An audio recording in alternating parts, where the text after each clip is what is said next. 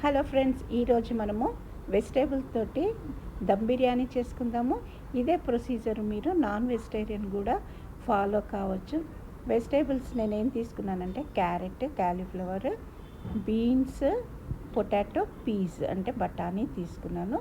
వీటన్నిటిని బాగా కడిగి ముక్కలుగా కోసుకొని ఒక బౌల్లో వేసుకోవాలి.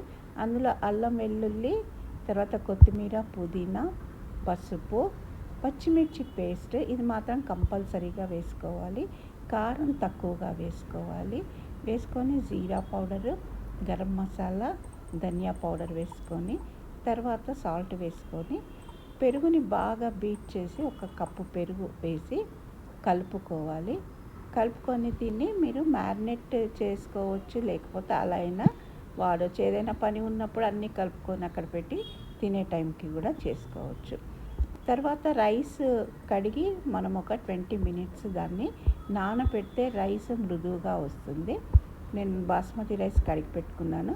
తర్వాత ఒక గిన్నెలో మామూలుగా ఒక 3-4 గ్లాసెస్ వాటర్ వేసుకొని అందులో కొంచెం నెయ్యి కానీ ఆయిల్ కానీ వేసుకొని అందులో హోల్ స్పైసెస్ అంటే లవంగా, ఇలాచి, దాల్చిన, బిర్యానీ ఆకు వేసుకొని పచ్చిమిర్చి, పుదీనా, కొత్తిమీర అన్నీ వేసుకొని ఆ వాటర్ మరిగేటప్పుడు మనం కడిగిన రైస్ వేసుకొని ఉడికిస్తుండాలి. ఈలోపు ప్రెషర్ ప్యాన్లో ఆయిల్ వేసి నేను ఉల్లిపాయని చాలా బ్రౌన్గా వేయించి ఆఫ్ చేసేసి తర్వాత ఈ కూరగాయ ముక్కలన్నీ వేసాను. వేసి ఇందులో దీనికి సరిపడా ఆయిల్ వేసుకున్నాను. హాఫ్ ఆయిల్, హాఫ్ నెయ్యి వేసుకోవచ్చు, బాగుంటుంది. ఒకవేళ వద్దు అనుకుంటే మొత్తం ఆయిలే వేసుకోవచ్చు. మొత్తం నెయ్యి మాత్రం వేసుకోవద్దు. 50% అది 50 వేసుకుంటే బాగుంటుంది. తర్వాత వీటన్నిటిని కలిపేసి అలా పక్కన పెట్టుకుందాము. ఈలోపు మనకి ఈ రైస్ అంతా ఉడుకుతూ ఉంది. రైస్ ఒక 80% ఉడికితే చాలు, మరీ మెత్తగా అవ్వద్దు. చూడండి ఎంత పొడుగ్గా ఎంత బాగా వచ్చిందో రైస్ నానటం వలన. కొంచెం ఆయిల్ వేస్తే కూడా చాలా బాగా వస్తుంది. తర్వాత 80% అయిన రైస్ని తీసి ఈ కూరగాయ ముక్కల మీద పరిచేసుకోవాలి మనము.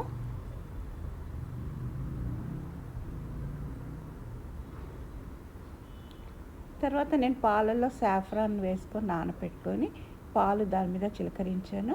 ఒకవేళ సాఫ్రాన్ లేకపోయినా పర్వాలేదు, ఒక హాఫ్ కప్ మిల్క్ మాత్రం కంపల్సరీగా రైస్ మీద వేస్తే రైస్ చాలా మృదువుగా వస్తుంది.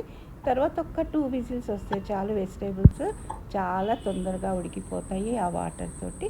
2 విజిల్స్ వచ్చినాక స్టీమ్ పోయినాక తీసేస్తే చూడండి రైస్ ఎంత బాగా అయిపోయిందో. ఎక్కడ ఒక్క గ్రెయిన్ కూడా మనకి బ్రేక్ అవ్వలేదు, చక్కగా అయిపోయింది. కింద అడుగు కూడా అంటలేదు, ఎందుకంటే మనం పెరుగు వేసాము ప్లస్ వెజిటేబుల్స్లో వాటర్ కూడా వస్తుంది మనకి. తర్వాత దీన్ని ప్లేట్లో సర్వ్ చేసుకోవటమే.